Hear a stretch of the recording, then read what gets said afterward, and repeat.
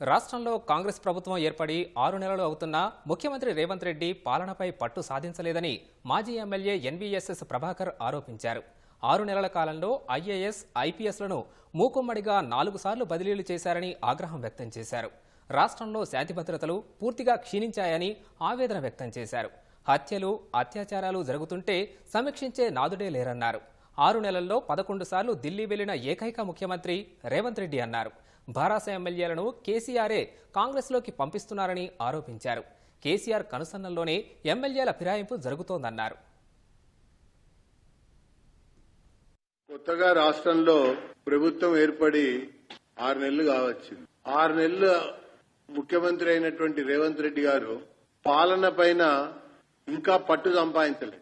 పట్టు కోసం విశ్వ ప్రయత్నం చేస్తున్నా అసలు అవకాశమే రానటువంటి ఒక స్థితి కనబడుతున్నట్టుగా మనకు కనబడతా ఉన్నది. ఈ 6 నెలల కాలంలో భారీ సంఖ్యలో మూకుమ్మడి బదిలీల పేరిట 4 సార్లు ఐఏఎస్లని, ఐపీఎస్లని మార్చడం జరిగింది. ఇంకా ఎన్నిసార్లు మారుస్తారో కూడా తెలియదు. ఎవరికి ఏ శాఖ పైన కూడా పట్టు సంపాదించేటువంటి ఒక సమయంలో, కనీసం పరిచయమైనటువంటి ఒక సమయంలో మళ్లీ వెంటనే బదిలీ. అంటే ముఖ్యమంత్రి పట్టు కోసం ఈ ప్రయత్నం చేస్తా ఉన్నాడు.